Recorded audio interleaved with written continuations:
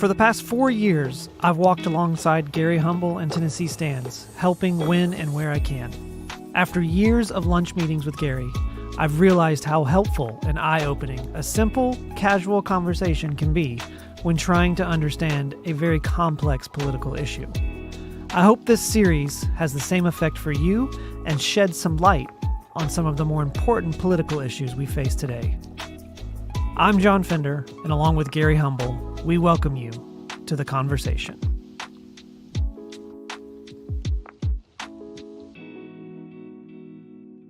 All right, so Gary, I had lunch with you, I don't know, a couple weeks ago.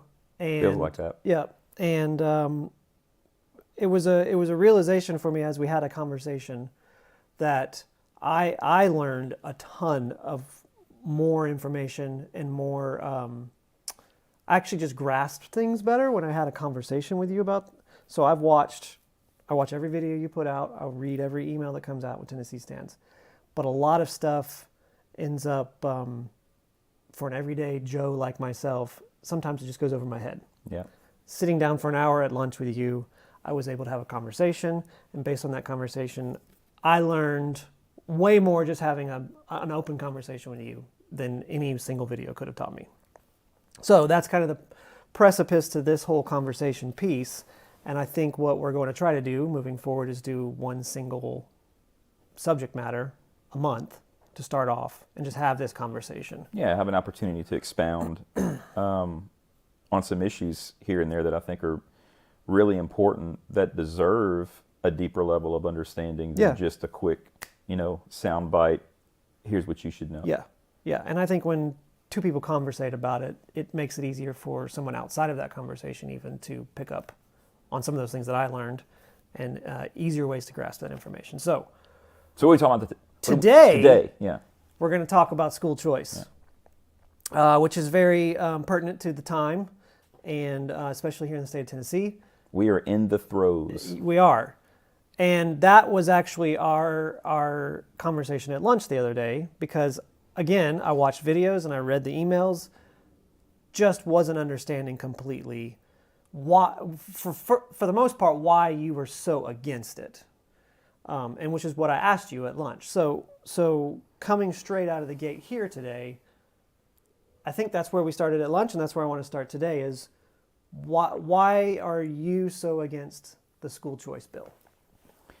It's always the fundamentals, and it's the fundamental nature of what it actually is that bothers me.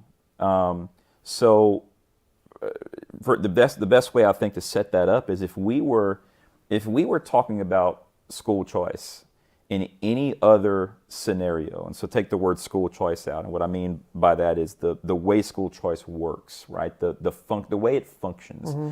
the way the money moves. If we were applying the way school choice functions to anything else outside of education, and you and I were having a conversation about that, I believe you would quickly say, well, that's socialist, or that's welfare. It's an entitlement. That's wealth redistribution.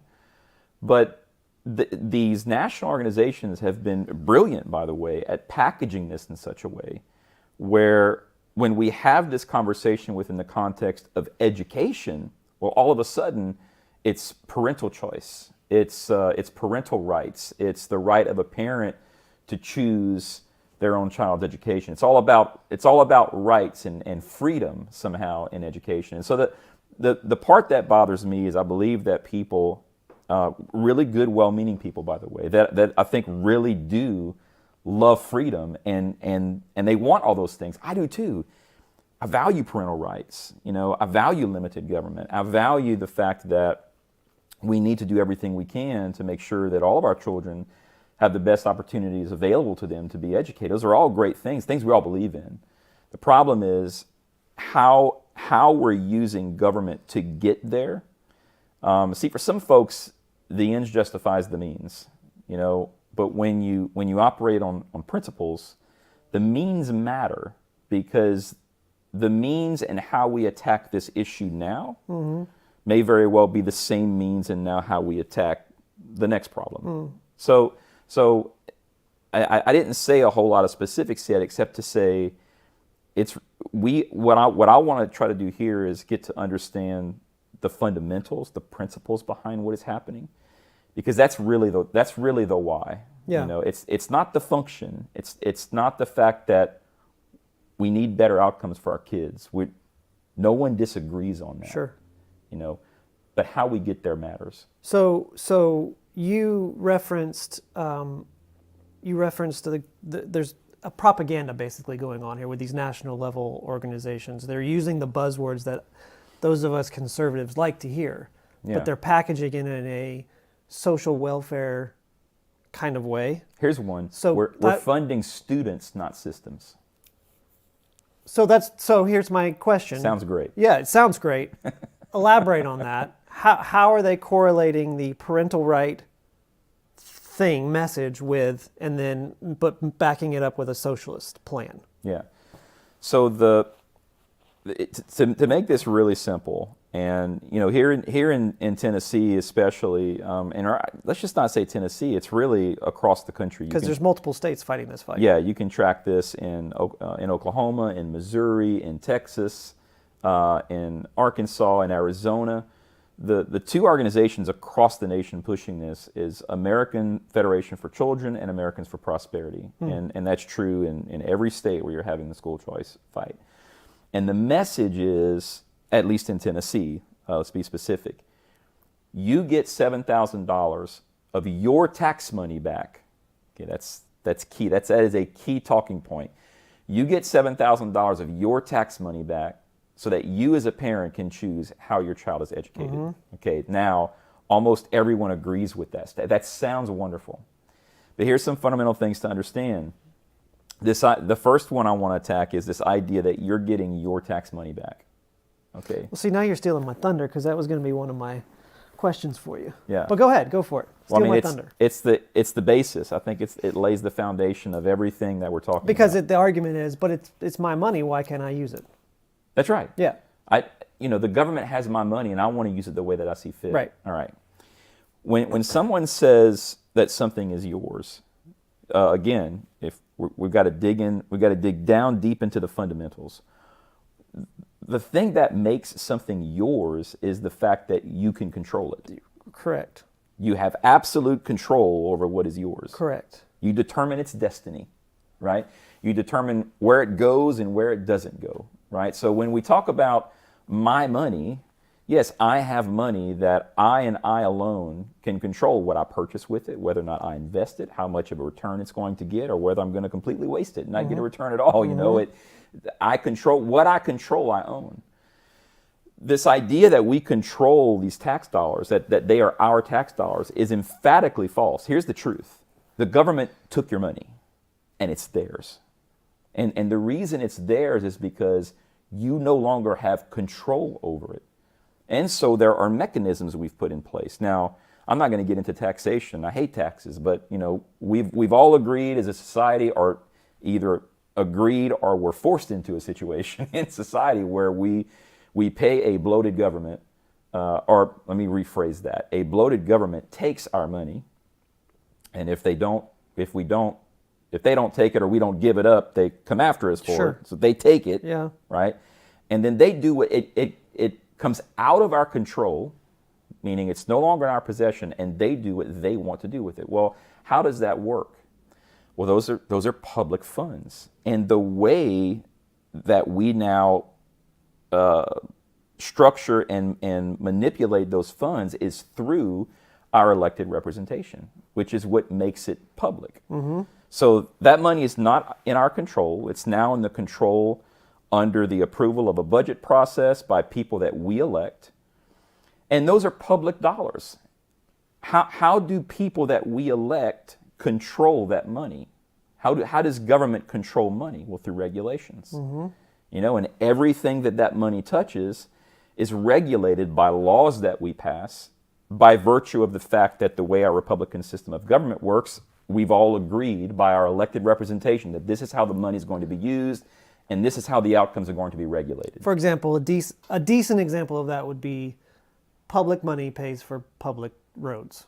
Right. But because those are public roads, our elected officials get to vote and put in place regulations that say how fast we can drive on those roads. Absolutely. Would that be a good? Sure. Okay. Yes. Speed limits and right of ways and Yep. and all these. They what do they say? Driving is a privilege. It's not a right. It's a privilege. It's a privilege. We get to drive on these roads Yeah. that we've all agreed that as long as we abide by these certain set of rules and regulations, we get to use collectively. Yeah. My point is that is how public money works. That's not your money. When your money is taken from you and goes into the government coffers, you lose control. Yeah. You no longer get to control how that money. The alternative to that is you own 20 acres out, 50 acres out somewhere. You build your own road in your backyard. You can drive however the heck fast you want to drive on that road because it's yours. You can spin out, do donuts, go mudding. Yeah. All the fun things. Because that's your road. You paid for it. That's right. Okay, got it. And so we're talking about the same thing, and we already have choice. We already have a public and private scenario in education. We have a public education system that is funded not through private money, but through public tax dollars that have been taken, that have gone through the system of regulatory schemes, through our elected representation. We fund public education, and that is now an educational option that we have as families in the state of Tennessee. Not only an option for families, but that option is mandated by our state constitution. It's a really important distinction. Article 11, Section 12 of the Tennessee State Constitution puts a duty upon the General Assembly to provide for the maintenance of a free and public system of education in the state of Tennessee. So, we're required to provide that option. Conversely, with our private money, the money that we can control, if we choose a different set of education a different kind of education, I should say, for our children, we can take our private money and put those monies into private schools, which are privately controlled. And again, something fundamental to say here. So we've talked about the fundamental nature of who controls the money. That's who the money actually belongs to. Well, again, when you're talking about something as fundamental as public and private education, so we're using now not tax dollars, my own money, either to homeschool my child or send my child to a private school, which is managed by a private board, funded by private dollars, untouched by the public coffers. That's not always the case, but that's the kind of private school I would send my child to if I did. What fundamentally makes a private school private? Now we have to ask ourselves, what is the difference between private and public school? I've heard a lot of answers to this. I've asked this question ad nauseum to lots of folks. Well, I know the answer now because I've had lunch with you and talked about it before. And the answer you first gave is the answer that most people first give. Well, it's the curriculum. It's the right to teach what we want to teach. Yeah, it's the regulation of how things are taught. Sure. Which makes sense, and that's a reasonable answer. But you got to dig even deeper than that. It's more fundamental because there's a reason that certain regulations follow into the public sphere and not into the private sphere. Well, it's money. It's money. And the fundamental nature of what makes a private school private is the fact that it's not funded with public dollars, but funded with private money by private individuals. So that's another big thing to get across to people is to understand when you're talking about these fundamentals, if you support school choice, you support fundamentally changing the nature of what makes a private school private. This is a game changer. And the argument is, well, there's no regulation that's going to follow the money. And that may be true for today. I mean, it would behoove the folks that are trying to pass this bill to make sure that is true today. Why? Well, because they want your support. Right. The problem is in every other state, where everywhere else school choice has touched, whether you can look at other nations like Sweden and South Africa, Australia, and you can now look at other states and see the fact that regulations always follow this money.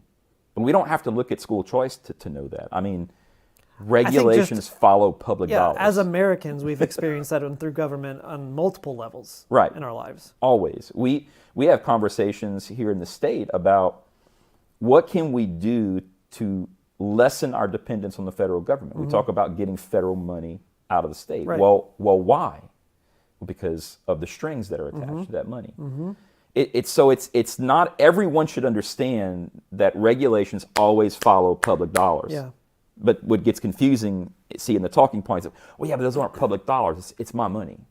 No, stop that. It's not you don't control the money that you say you It hasn't been yours own. for a long time. That's right. And another thing to expand on that point, that it's my money. This is a big one. I've got 3 little boys, and we homeschool our 3 kids. Now let's just say that this was a universal school choice, which is not. It's not. We can get into that later if you want. But let's just say it was, and this bill passed, and now I could get $7,000 a year per child. All right. For me, for my family, that means the state of Tennessee is going to allow me to utilize $21,000 a year to educate my 3 boys in a private school. That's incredible. It's a lot of money. It's a lot of money.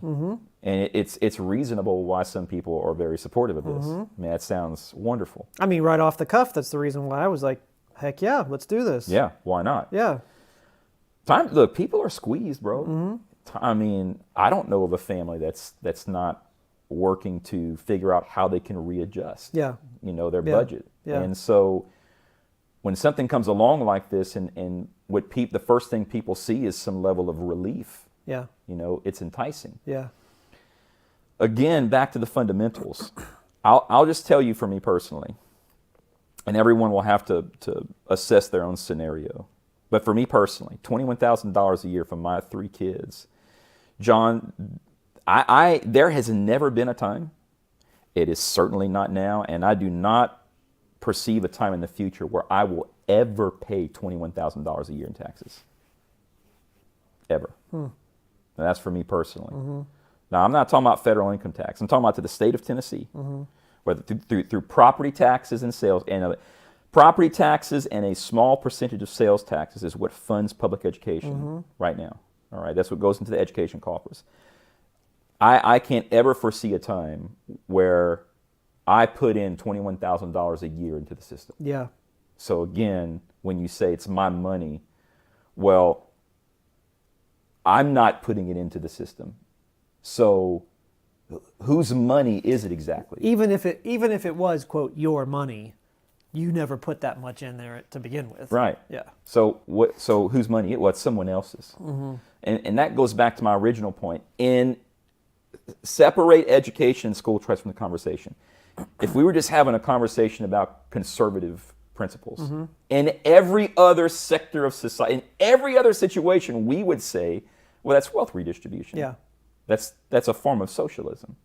You're using other people's money to get a benefit that you want for your own family, vis-a-vis the government, vis-a-vis a centralized power that took that money from someone else and gave it to you to use for your own. That is wealth redistribution. But we're not willing to say that or look at that in this scenario because, John, see, it's for the kids. It's for the kids. It's the parents' rights. So, I think one of the things I hear the most about, or one of the arguments I hear the most, is, and I think I asked you this when we actually had lunch, is if you took the homeschool stuff out of it, just take the homeschoolers out of it, separate them out. My initial question to you was, I thought you were for this as long as the homeschoolers weren't touched. I think we just took care of that by talking about how this affects private schools too. Yeah. Is there any scenario where they take both of those out and it's just applies to public schools, or is there a reason why? I mean, obviously, there's probably a reason why the government wants the money to funnel into private schools, because then they have control.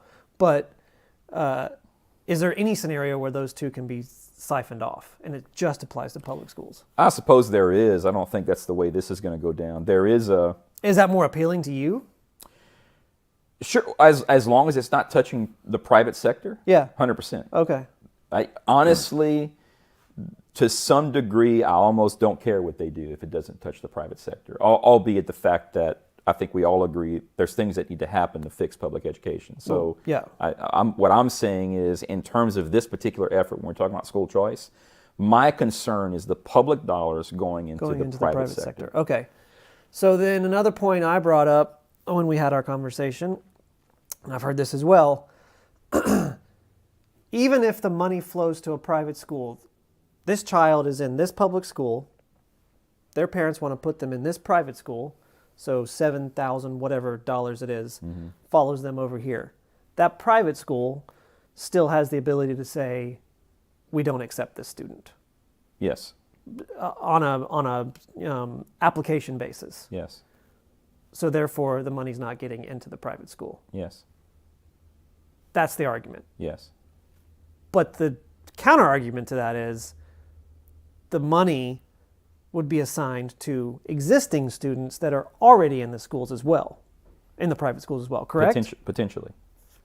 So let's expand on that, for a moment, because again, you're right. The idea is that, well, no, this is all about choice because the schools can choose when to take it. That's semi-true. The fact is the root of the choice in the way this is being set up is with the parent. I mean, it's really whether or not the parent chooses to apply to engage in this system of school choice. Albeit, what most, almost before I go too far, that little piece right there, one of the selling points to folks is that, well, you're going to get $7,000. It's worth knowing that right now this plan is capped at 20,000 students. All right, John, which, by the way, just to put that in perspective, that's 2% of the state's student population. So all of this we're talking about right now, this regulatory scheme potentially coming into the private sector, we're talking about helping 2% of the student population. So it's incredible to me that this is even a thing. But back up even a little bit further than that. This bill would go statewide, correct? Because wasn't it originally only like Davidson and Shelby County or something like that? And then they added Hamilton County last year. Okay. And then now, so it's only in 3 counties. Right. And so now this would expand in all 95 counties. All right, got it. Yeah. However, capped at 20,000 students. At 20,000 students for the entire state. The entire state. Additionally, there are several income metrics you have to meet. The highest one being, if you were a family of 4, your annual household income needs to be less than $156,000 a year, and all of those applications need to be exhausted before it's available universally to everyone. Okay. Which I think at 20,000, it's safe to assume that the applications will be exhausted before that income level is ever reached, which makes this emphatically not universal school choice. Yeah.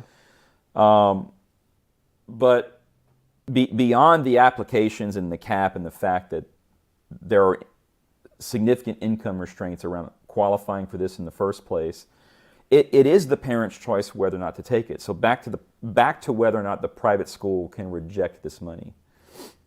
The private school can reject the money as long as it has the financial ability to reject the money. Okay, so let me set up let's just say in the future, let's say 5 years down the road, where the state of Tennessee has figured out a way to tax the hell out of us, which is the only way eventually there would be able to afford school choice for everyone. Yeah. So let's just say, okay, finally in 5 years we did what we wanted to do. We raised taxes, and now our sales tax is like 15% or something. 15%. Yeah. And now school choice is available to 500,000 students. Yeah. Okay. Let's say we get there. So in that scenario for the private school, what if, again, just asking the question, what if the next year half of the parents, half of the students that are enrolled in that private school, let's just even say 25%, now have access to school choice, and they're determined they want $7,000 a year for their kid, and they're going to take that money. And so for them, it either means the private school their child's in now or some other private school that's going to take the money.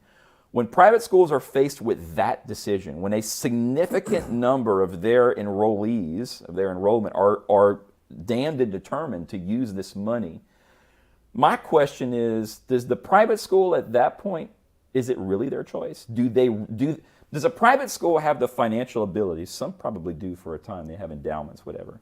But most private schools, your small private school managed by your church down the street, Yeah. you know, Yeah.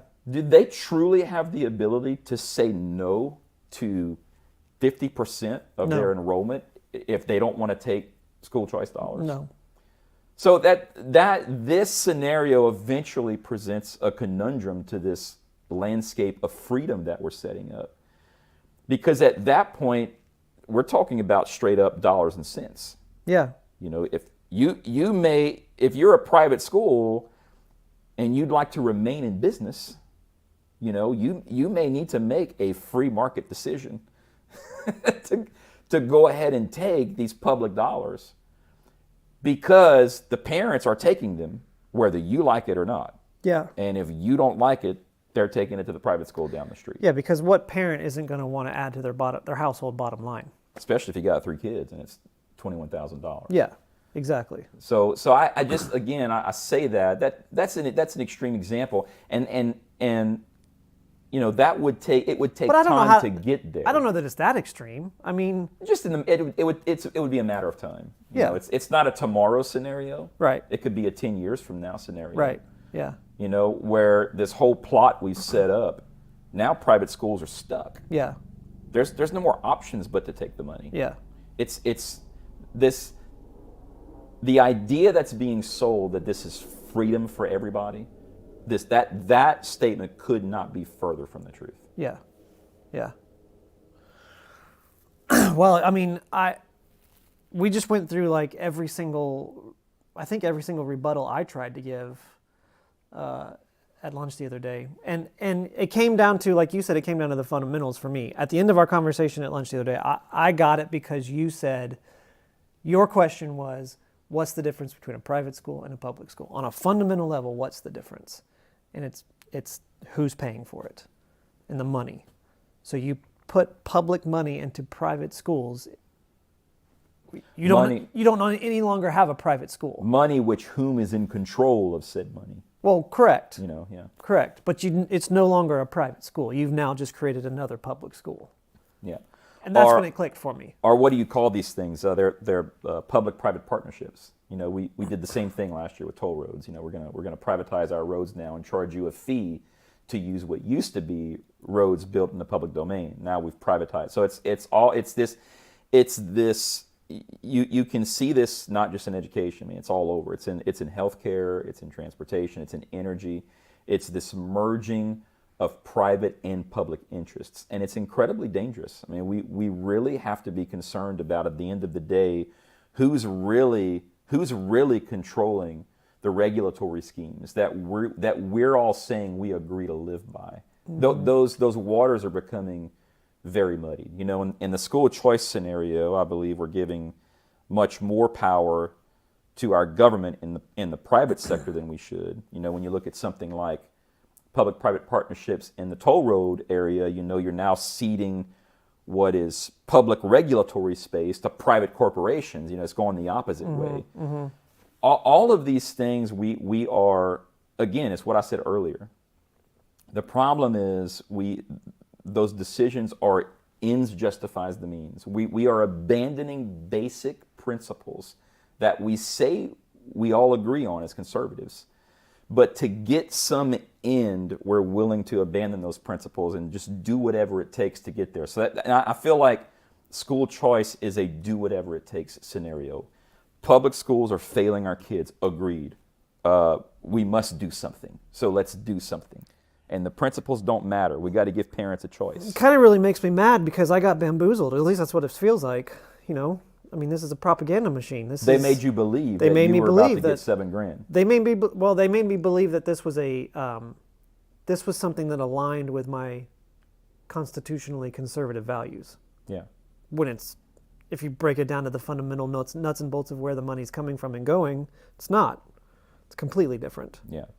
So to sort of close the loop on this, I mean, I think folks that I'm having this conversation with, like yourself, would agree. Like, just for me personally, I can't see this in any other way but wealth redistribution. It's just the only way I can see it functionally. And so, a lot of the pushback I get is, well, Gary, you're just a bomb thrower. What's your solution? How are you going to fix it? Because the fact is, the public school system is broken. What I can't get around that other folks aren't understanding or pushing back on is the idea that the public school system is broken. How do you fix it? Well, you got a governor and a legislature who has constitutionally absolute 100% authority over these public schools.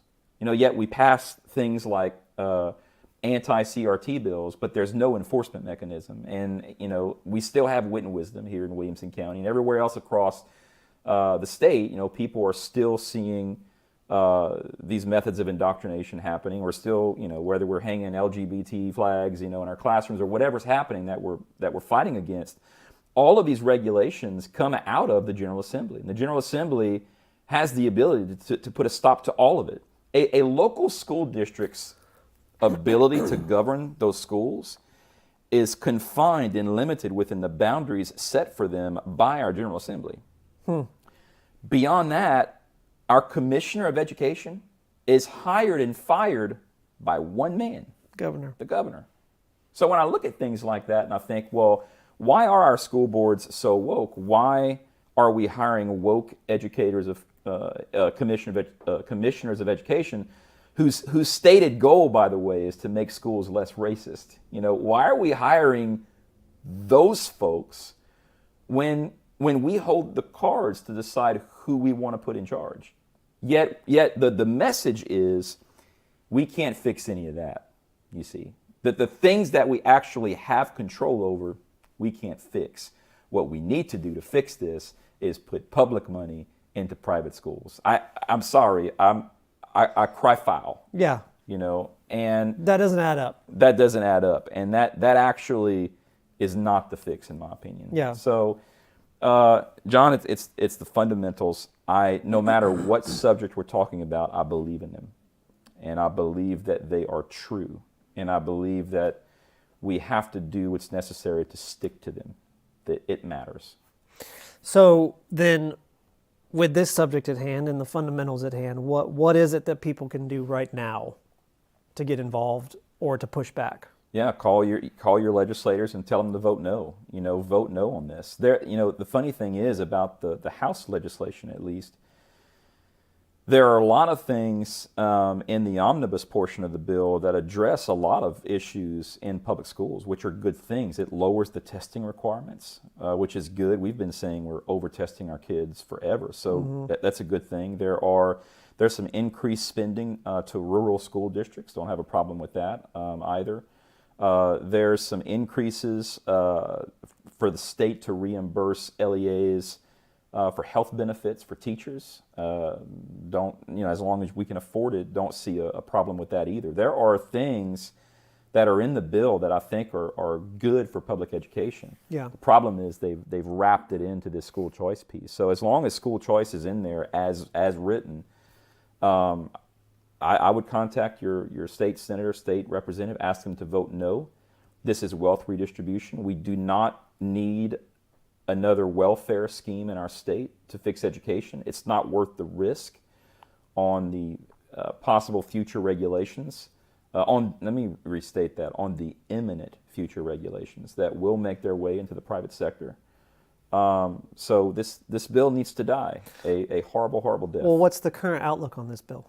Is there a prediction on it? That it most likely will pass. I mean, it's the governor's seminal piece of the Governor Bill Lee will leave his post in 26 waving the flag of school choice. It's how he started in 2019. This is his legacy. So they are doing everything they can politically to sweeten the pot to make this a bill that will pass. But I will tell you, they're having a much harder time doing it than they thought, which I believe is due to a lot of the pushback from the grassroots. So it's, and I think a lot of some of the changes that have been made, in the House bill, homeschoolers have been completely exempted from school choice. Okay. So that's a definitely a positive win for the grassroots here. By the way, that's only in the House version. It's not in the Senate version. So we don't know how the plane's going to land yet. But I unfortunately suspect it will pass in some form. But we need to continue to put as much pressure as we can on our legislators to vote no on this, what can only be described as an expansion of government power. Hopefully this conversation was just as helpful for viewers and listeners as it was for me when we originally had it. And hopefully future ones will be as well. So thank you. Yeah, appreciate you, man. Thanks for having the combo. I'm good with that. Yeah, it's good. That was cool. That was fun.